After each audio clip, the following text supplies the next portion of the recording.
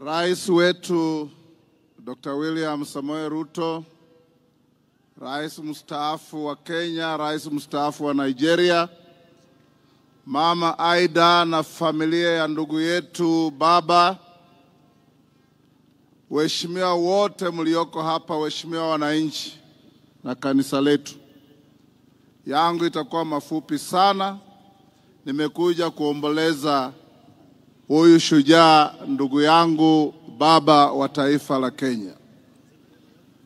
Mheshimiwa Raila is one of the greatest sons of our soil. He goes to his maker as a public guarantor and a public trustee kwa uongozi wa nchi yetu. Amekuwa katika kila nafasi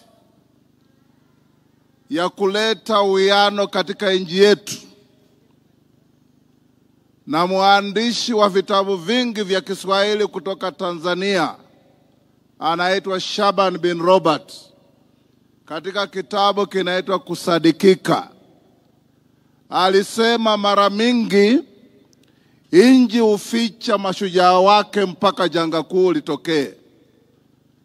Mnamo mwaka wa 2007 janga kuu litokea Kenya. Kenya ikawa karibu kupasuka mara pili mara tatu. Hardliners wakasema we want secession. Ndiyo nchi ikafichua ushujaa wa baba. Akaketi na mpinzani wake mkuu Mheshimiwa Mwai Kibaki, na wakaleta amani ambayo imedumu nchi yetu. He fought a strong fight, but he remained loyal to this country. Kama spika wa bunge la kitaifa, naleta rambirambi za wabunge wote ambao waliketi kwa masaa wakitoa wasifu wa ndugu yetu baba. Pia nimetoa stakabadhi zake za bunge. I've extracted from the Hansard Honorable Raila's contributions in parliament to this country. Nimeziweka pamoja na nakala za zile wabunge walisema kutokea viongozi wetu Junet na Ichungwa na wabunge wote. Nimeletea Mama Aida na familia ili katika library yao wajue huyu shujaa mwenye walituletea nchi yetu alisema maneno ya kujenga nchi yetu. Nikimalizia ni kuwarai wa Kenya na rais wetu William Ruto, vile muliketi na mheshimiwa baba mukasema Kenya ni kubwa kuliko mtu binafsi. Hapo ndiyo shikilia, na sisi tutashikilia hapo. Tushike nchi yetu, tuende mbele.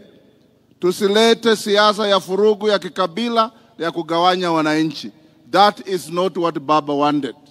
Baba, even at the lowest in his political career, he preached peace. After 2017, nikimalizia, baada ya kura na wametangaza mshindi, hakuwa yeye. Akanichukua mimi na mheshimiwa Kalonzo tukaenda South Africa kwa mbuga ya wanyama inaitwa Madwekwe. Tulikaa huko kwa wiki mzima, na alituambia, my brothers, whatever the cost, whatever the price, it is not worth anything spilling blood because of politics in our country. Let's live by that mantra. Baba, rest in peace. Mama Aida na familia, sasa muamini kuna yule analinda wajane na mayatima, ni Mwenyezi Mungu peke yake. Asante sana. Thank you. May you rest in peace, my dear brother Baba. Kenya will be the poorer without you. Thank you very much. Allow me now to present the Hansard extraction to Mama Aida for family records. Thank you. Thank you very much, Mr. Speaker.